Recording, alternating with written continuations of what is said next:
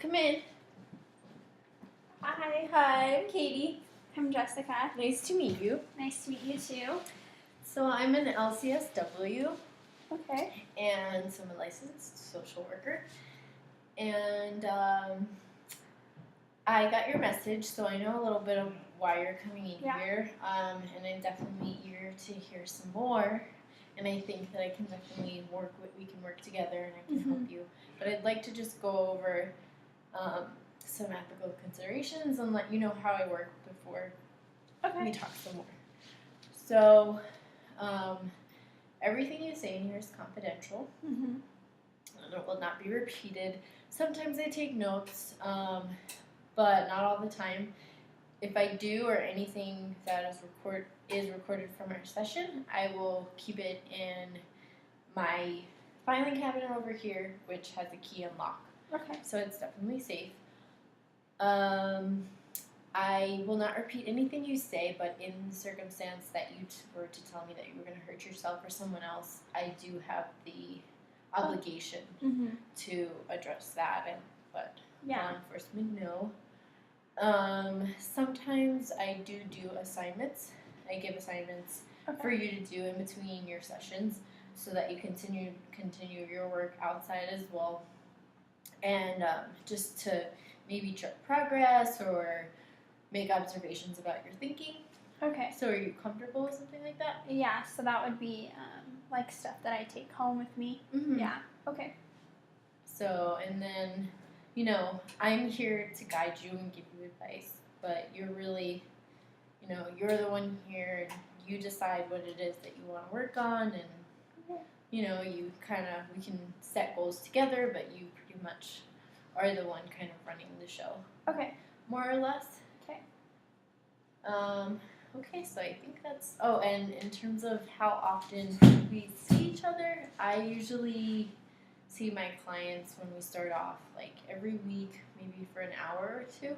Okay. What were you thinking you feel comfortable with? Yeah, I mean, I think for the first little bit that I would want to maybe have it be longer, the 2 hours. Okay. And then depending on like how I'm doing, decide from there if we want to shorten it. But once a week is good. This time is good. Sounds good. So when you left your message, you had mentioned that your son passed away, and I guess that's what you're pretty much dealing with right now. So can you let me know more about that? Yeah. So my son, he was 17 years old. He's my oldest. And he died in a car accident just a few weeks ago. And so I've been dealing a lot with those emotions that come, I guess, with the death of a son, but not really knowing how to deal with it. I think that it's taking a huge toll on me and affecting my family as well. So that's why I am here, because I realize that I need more assistance through this grief process to be able to be there for my family. Okay, well, I think that it's really important that you came in here, and I think that was very intelligent of you and brave of you to come in, especially so early in the process, to not let things get overwhelming. Which, I mean, I know they're overwhelming, but not just, have as little effect on maybe the rest of your family as you can, and deal with the things on your own so that you can be there for everyone else as well. Yeah. So would you be able to tell me a little bit more about his death and go from there? Yeah, that is good to know. So he and his friend that he's had forever, they were at a party, and as a result, both were intoxicated, and they decided to drive. And his friend was the one that was driving. Michael is his friend. He was driving, and they crashed, and my son died while his friend walked away with a few scratches. And so I've been feeling a lot of anger and guilt about that happening, and wondering why it had to happen to him and to my family. You know? Okay, so you're feeling a lot of anger and guilt and resentment, Yeah. which is very, very understandable. Mhm. I'm really sorry to hear that. It's a lot to go through. Yeah, it's been pretty tough on us all. So. Okay.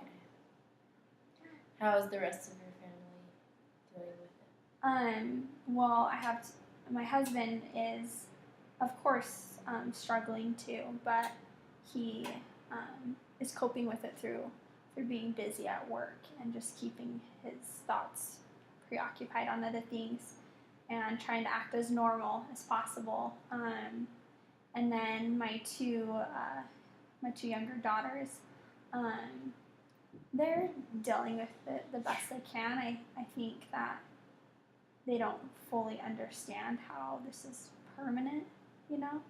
I think that they're still kind of in denial about the whole thing, and, struggling with wanting to go to school in the mornings and just certain little things like that, but that are having a big effect on all of us, you know? Okay. And can I ask you how old your younger kids are? Yeah. So my son, I said he was 17, and then my daughters, we waited a while to have more kids, so they're 12 and 10. Okay. And so they're at that age of adolescence, Yeah. which is hard enough to deal with mhm. without a traumatic event happening. Yeah. It's traumatic yeah. in So and of itself. yeah, so they're not really sure how to deal with it either, and that's why I feel like I need to help myself so that I can help them, because right now I kind of feel like I'm a vegetable, Okay. not really doing anything for anybody, because it's really hard to focus on being outward when there's so much pain inside. And Okay. So this guilt you're feeling, can you elaborate on that a little bit? yeah, so my friend's my son's friend, Michael, he's not the best influence on my son, and I've been trying to keep Jason as far away from him as I can for so long, and often caused a lot of contention between me and my son. And I just, that for some reason that night I was just tired of fighting with him, and so I told him he could go out and be with Michael. And because I was too tired to fight, I allowed my son to be in a harmful situation, and he was killed. So Okay. Well, I could see that being very hard to deal with as a mother, because you feel responsible for a child even though it was out of your control. But I could understand the feelings, and so I understand Michael is okay. So how are you feeling about that?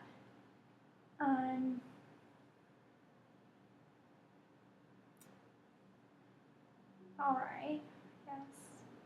It's kind of hard to have any kind of feeling right now. Okay. Yeah.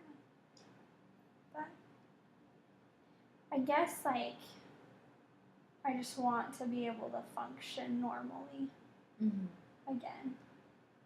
Okay. Well, I think that's definitely possible, but it's gonna take time and a lot of work. Yeah. And so I was just hoping that you'd be able to help me, I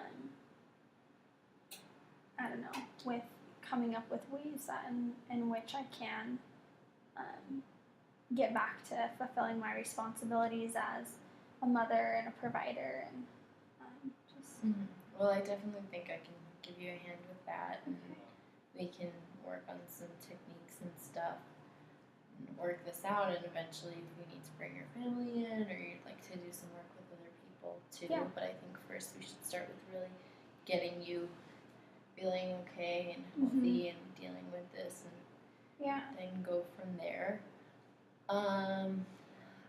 I just briefly would like to know if you have any previous mental health issues, if you've ever dealt with depression or anxiety before. Yeah, so I've dealt with depression. It's it was a few years ago. It wasn't anything like what I'm feeling now, but I was able to get through that. And it was, my husband and I, we were in a financial pinch, and it just caused a lot of tension between our marriage, and it was taking its toll on me. But we were able to work things out. But I'm not really sure how to get out of this one. Okay. Well, that's understandable. So you haven't dealt though with the cause of your depression hasn't really been like necessarily chemical imbalance. You haven't dealt with depression in your whole life. It's more of a situational. Yeah, I think that maybe, I wouldn't say that I'm depressed all the time, but I think that it is harder for me than most people to be happy, or I guess like up here, but yeah, situations bring it out. Stressful situations bring it out more so. Okay, and so that's really Yeah. the only stuff you've dealt with. And I heard you say that it's harder for you to be happy than other people. Yeah. What do you mean by that?